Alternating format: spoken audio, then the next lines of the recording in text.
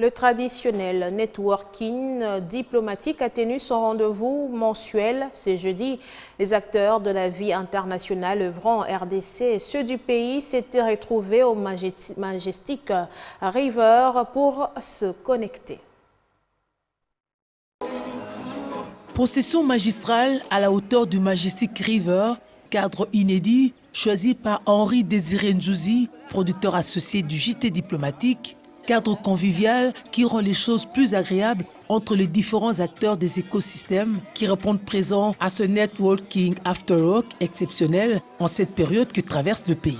Les différents acteurs se laissent tenter par une expérience inédite de réseautage, glamour, gourmand et festif. L'objectif est resté le même au traditionnel networking, un moment particulier de la République démocratique du Congo. Le traditionnel networking du JT diplomatique, c'est un moment de convivialité où nous connectons les acteurs de la vie internationale aux différents écosystèmes congolais.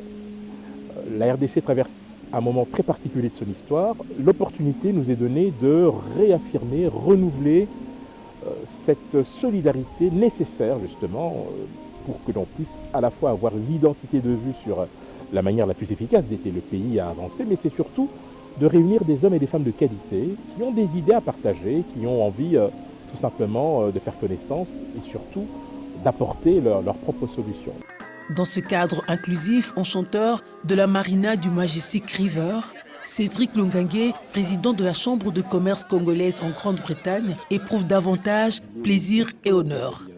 C'est une occasion pour nous de rester en contact, de réfléchir ensemble, d'être soudés.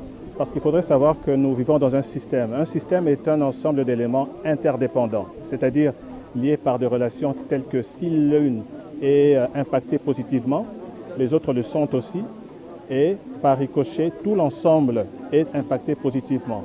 Parmi les participants, certains arrivent pour la première fois et déjà, ils sont dans le bain. Le cas de la présidente d'une coopérative agro-pastorale qui s'occupe des femmes et enfants des déplacés de guerre.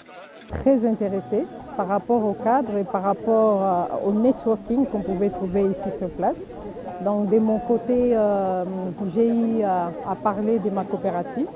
Ensemble, les différents acteurs de la vie internationale actifs en RDC réfléchissent sur ce que chacun fait et peut faire pour définir les bases et tracer des perspectives possibles. Le rendez-vous est pris pour le mois de mars. Le point d'orgue sera fait au FAP, ça sera leur mois.